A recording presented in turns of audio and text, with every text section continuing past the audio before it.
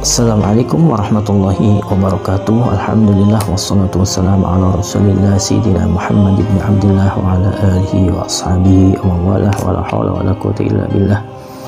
Kaum muslimin dimanapun anda berada yang senantiasa dalam rahmat Allah subhanahu wa ta'ala. Ada beberapa pertanyaan yang datang dari saudara-saudara kita. Ada yang datang dari Ciamis, ada yang juga datang dari Jawa Timur, ada yang datang dari Malaysia bahkan ya.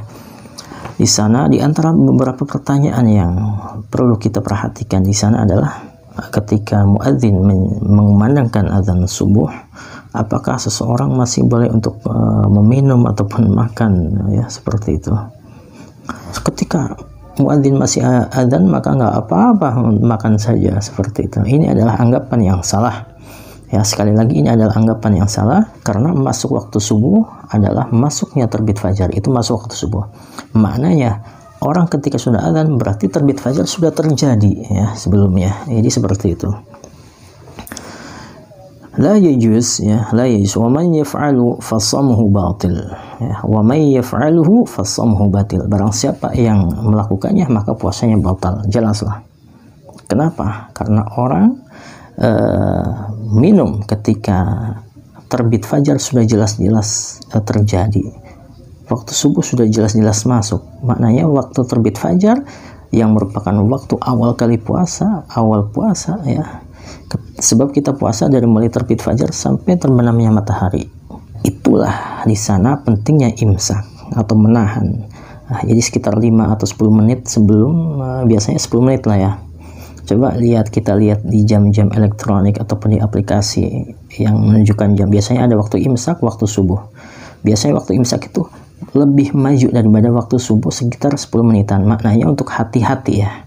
Maknanya untuk hati-hati supaya kita tidak terjerumus kepada perbuatan yang haram. Tilka hududullahi fala taqrabuha. Itulah batasan Allah Subhanahu wa taala, jangan engkau mendekati batasan-batasan tersebut. Ketentuan Allah yang kamu jangan mendekati kepadanya kalau tidak ingin terjerumus kepada perkara yang haram ya, sehingga puasanya tidak menjadi puasa yang sah ya. Wa alaihi al-qadha, tentunya bagi tersebut mengqadha Ramadan ya. Jadi ini mesti diperhatikan hal-hal yang terkadang orang banyak melakukannya. Kemudian pertanyaan selanjutnya adalah yang datang dari teman kita, di antaranya bagaimana ketika kita sedang berpuasa namun kita junub ya, apakah boleh saja puasanya? Orang mungkin junub sebelum masuk waktu terbit fajar ya, ataupun malam, kemudian dia terburu-buru ya, karena mungkin sahurnya itu terlambat, kemudian dia terburu-buru, habis itu dia langsung puasa ya. Terlambat di sini maknanya sebelum terbit fajar ya, kemudian dia terburu-buru makan, kemudian habis itu langsung berpuasa. Maka bagaimana puasanya? Puasanya tetap sah saja ya, tidak dipermasalahkan. Kemudian bagaimana? Ya mandilah, silahkan. Cuma ketika kita mandi harus diperhatikan ya, sebab nanti berkaitan dengan nanti kalau ada air yang masuk ke dalam tubuh kita, bagaimana, disengaja atau tidak ya, kemudian itu akan membahayakan. Jadi sebaiknya ketika orang hendak berpuasa, maka jika dalam keadaan junub maka hendaknya dia mandilah sebelum terbit fajar supaya dia masuk puasa dalam keadaan suci ya. Jadi seperti itu. Kemudian berkaitan dengan hadas besar ya, tadi ada saudara kita yang menanyakan, bagaimana Ustadz jika keluar air mani ya, maaf ya. Maka bagaimana jawabannya? Jawabannya adalah ketika keluarnya itu disengaja, maka tentu akan membatalkan puasa ya.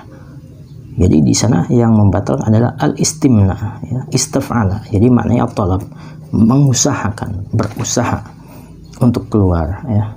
Jadi mengusahakan. Berbeda kalau keluar sendiri dengan cara mimpi ataupun ya mimpilah tentunya ya, maka tidak apa-apa, puasanya tetap sah saja. Siang hari seseorang mimpi kemudian keluar air mani, maka tidak batal puasanya, maka silakan mandi, lanjut saja puasanya. Jadi yang membatalkan puasa adalah manakala al-istimna. Apa istimna itu? Mengusahakan, ada unsur kesengajaan dalam keluarnya air mani tersebut, itu yang membatalkan puasa. Begitu juga dengan al-istiqa'ah ataupun muntah ya. Muntah itu bagaimana? Muntah itu apabila tidak disengaja maka tidak apa-apa ya. Al-istiqa'ah ayat talabu ta'ammud khurujil kai ya. Talab ya, ta'ammud ya, ada unsur kesengajaan, khurujul kai, keluarnya, maka itu akan membatalkan ya. Walaupun sedikit, walaupun ana qalilan. Kemudian apa itu yang namanya qai? Muntahan itu apa? Muntahan adalah al-qai huwa ta'am, yaitu makanan alladhi yang ya'udu kembali ba'da mujawazatil halq, setelah melewati tenggorokan. Sudah melewati tenggorokan sampai dalam, kemudian dia keluar, itu namanya qai. Walau ma'an, walaupun hanya air saja. Walau lam yataghayyar ta'muhu wa launuhu, walaupun makanannya itu belum berubah ya. Walaupun makanannya itu belum berubah, masih bentuk mie, masih bagus nih.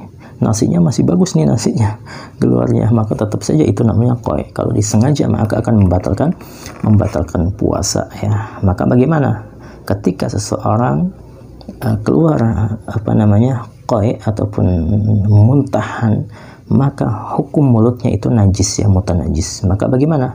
Fayajibu alaihi ayyaghsilahu wa yubali fil madmadah. Maka baginya untuk berkumur-kumur ya, membasuh mulutnya, dan dengan cara yang mubalaghah, atau ya harus betul-betul gitu, betul-betul untuk membersihkan, hatta yanghasila jami' ma fi famihi min haddi zahir, sehingga dia